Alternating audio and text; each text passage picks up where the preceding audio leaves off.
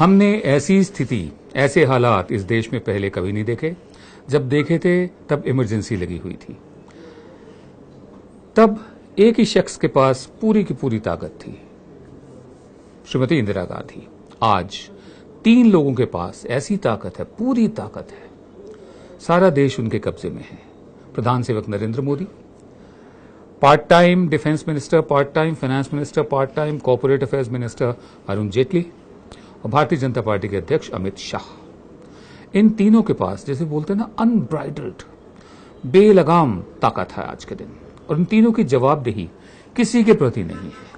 ना ये पार्लियामेंट को जवाब देते हैं, ना ये अपनी पार्टी को जवाब देते हैं, ना ये मीडिया को जवाब देते हैं। इनकी जवाबदेही कहने को जनता के प्रति है, लेकिन जो चेक्स एंड बैलेंसेस होते हैं डेमोक्रेसी में, वो बिल्कुल उनको दरकिनार कर दिया गया है।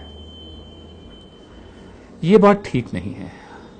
जब तक संस्थान हमारे मजबूत नहीं रहेंगे, ये बात हमें डिक्टेटरशिप की तरफ, तानाशाही की तरफ ले जाती है। अब उन लोगों ने भी जुबान खोलनी शुरू कर दी है जो पहले खौफजदा थे, डरे हुए थे। अब फुसफुसाहट शुरू हो गई है। सोशल मीडिया की बात नहीं कर रहा हूं मैं सड़क की बात कर रहा हूं। मैं बहुत लोगों से मिलता हूं और मैं खुद को मोहल्ले का बंदा मानता हूं और मैं सड़कों पे घूमता हूं, लोगों से मिलता हूं। अब ये फुसफुसाहट शुरू हो गई है। 1 साल 10 महीने से भी कम का समय रह गया चुनाव में, कुछ भी नहीं हासिल हुआ। जो कुछ किया, पुरानी स्कीमों को नया नाम देकर किया। अब ऐसे ऐसे लोग बोलना शुरू हो गए हैं जो अभी तक खामोश थे। हाल ही में हमारी जो सेना है, उसके तीनों अंगों में, एयरफोर्स, आर्मी और नेवी, इसके 114 रिटायर्ड अफसरों ने प्रधानमंत्री को, प्रधान सेवक को चिट्ठी लिखी है। इसमें इनका कहना है, हम भारतीय सेना के पूर्व सैनिकों का एक समूह है जिन्होंने अपनी पूरी जिंदगी देश की रक्षा में बिताई है। एक समूह के तौर पर हम किसी राजनीतिक दल से नहीं जुड़े हैं। हम सबकी प्रतिबद्धता, कमिटमेंट सिर्फ भारतीय संविधान के प्रति है, कॉन्स्टिट्यूशन के प्रति है। ये चिट्ठी लिखना अफसोसनाक है, लेकिन हिंदुस्तान में हो रही घटनाओं ने हमें देश को बांटने वाली इन कोशिशों पर अपनी मायूसी जाहिर करने पर मजबूर कर दिया। ध्यान से सुनिए, इनका मानना है हिंदुस्तान में वो घटनाएं हो रही हैं जो देश को बांटने की कोशिश है। इनके मुताबिक हम नॉट इन माय नेम अभियान के साथ भी खड़े हैं, जिसने देश के नागरिकों को डर, नफरत और शक भरे वर्तमान माहौल के खिलाफ एक साथ लेकर खड़ा कर दिया। ये जो काउ विजिलेंटिज्म में गौरक्षा के नाम पर पीट पीट कर मारना, इसके खिलाफ एक पूरा आंदोलन भारत में जगह जगह पर चला, अभी भी चल रहा है। Not in my name. तुम खुद को हिंदू धर्म का रक्षक कहते हो और गाय की रक्षा कर रहे हो। मैं मुसलमान नहीं हूं, मैं सिख भी नहीं हूं, मैं क्रिश्चियन भी नहीं हूं, मैं प्रैक्टिसिंग हिंदू हूं या नहीं, लेकिन मैं हिंदुओं की श्रेणी में आऊंगा। मेरे नाम पर यह सब मत करो। Not in my name. सशस्त्र बल विविधता में अनेकता का प्रतीक है। हमारे जो आर्म्ड फोर्सेज है, यूनिटी इन डाइवर्सिटी का सिंबल है। वो धर्म, भाषा, जाति, संस्कृति या इस तरह की कोई भिन्नता सशस्त्र बलों की एकजुटता के आड़े नहीं आती। जो हमारी आर्म्ड फोर्सेज है, उनको कोई नहीं बांट सकता। ना धर्म बांट सकता है, ना भाषा बांट सकती है, ना जाति, ना ही कल्चर, ना ही संस्कृति।